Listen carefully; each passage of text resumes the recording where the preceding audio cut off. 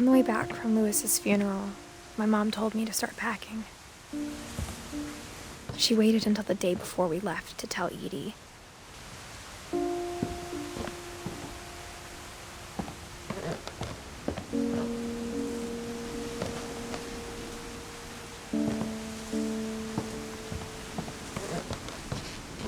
I'm not sure if she wanted to make it easier or harder.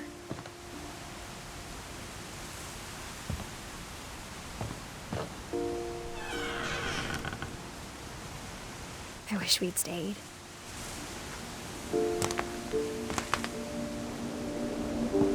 But I understand why we left.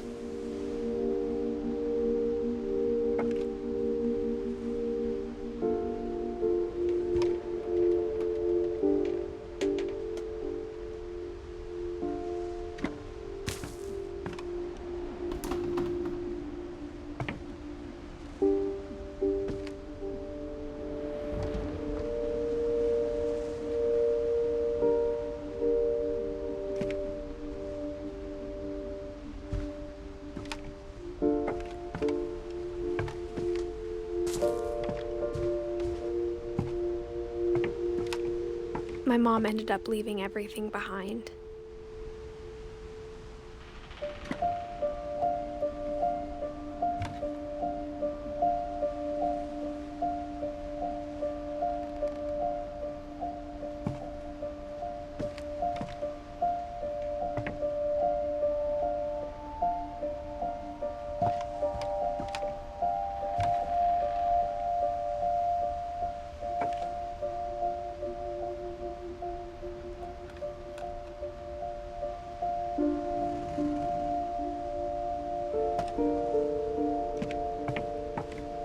What happened that night had been coming for a long time.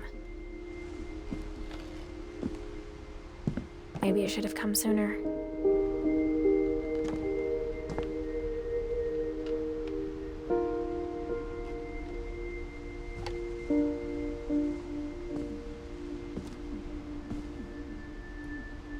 But it had to end one way or another. All that's left now is to tell you about that last night.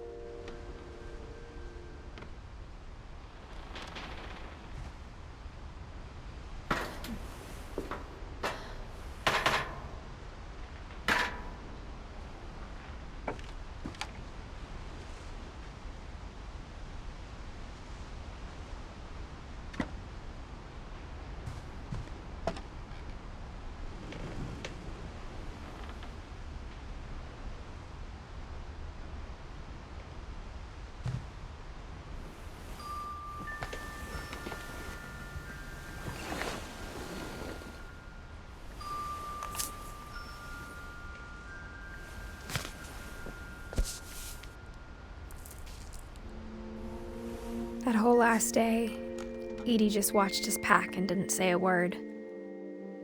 Until supper, when she raised her glass and said, "To our final night together, and all our final nights apart." Grandma, you know what I said about alcohol.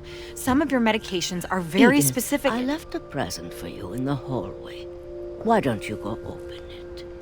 The grown-ups have to argue now. I'm sorry, you're right. We're all leaving tomorrow. Let's just enjoy our last... I'm not leaving. Edith, you're excused.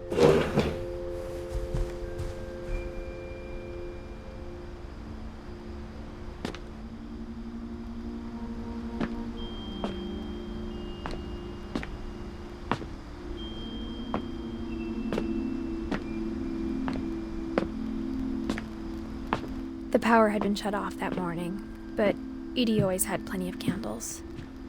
When my mom sealed the library, I don't think she knew about the other entrance.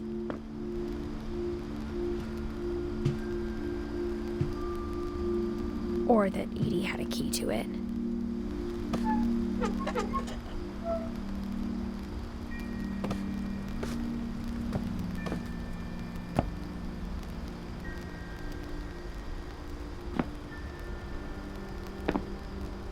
That thing you're afraid of isn't going to end when you leave the house. Edith has a right to know these stories. My children are dead because of your stories!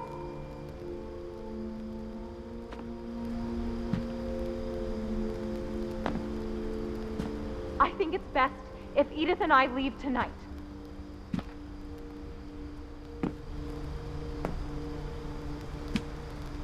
We'll have the nursing home send a van for you in the morning, okay?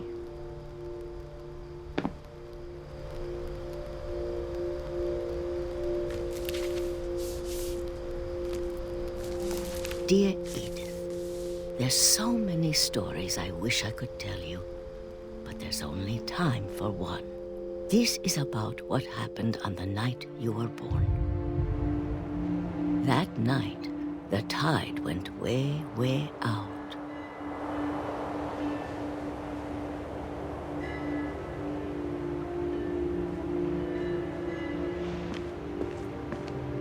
It was the first and last time I ever saw the old house aground. There'd been an earthquake out in the middle of the ocean. They called it the lowest tide in 1,000 years. God, it smelled awful. You know, I've seen that house every day of my life.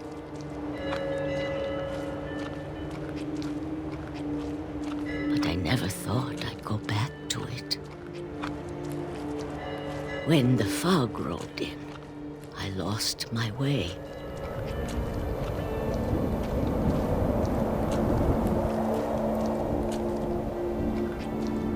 I got turned around.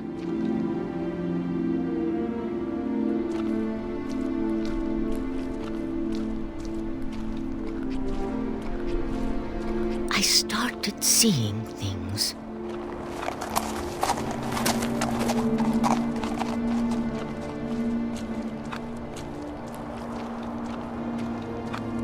Things I'd forgotten had ever existed.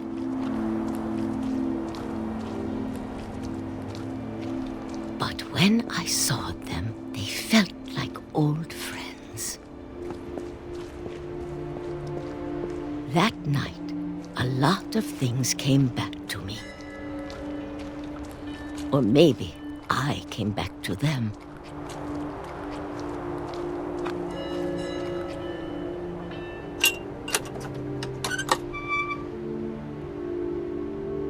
Things I can't explain, but that I need you to try and... Edith, what are you doing in here?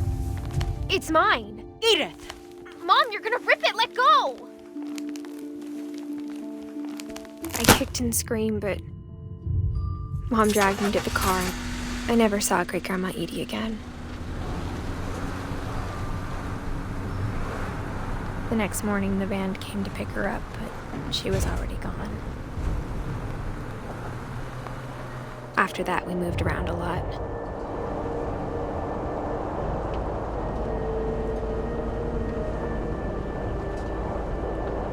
We both tried to make the best of it.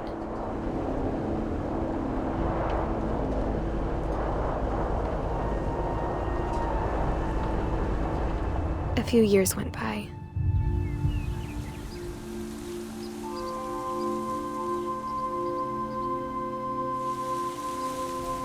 My mom didn't like to talk about it, but she started getting sick a lot. The rest happened pretty quickly.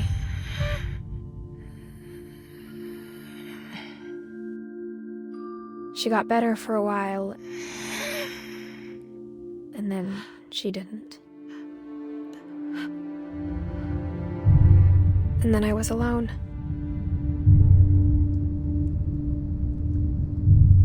The last Finch left alive.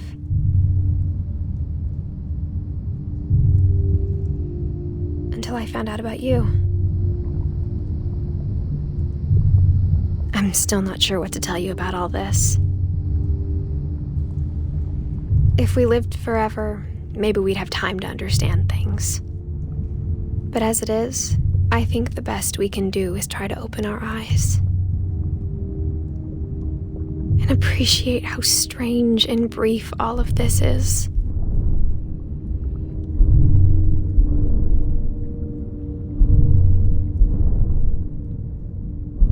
This journal was supposed to be for you. But now I hope you'll never see it. I just want to meet you and tell you all these stories myself. But I guess if you're reading this now, things didn't work out that way.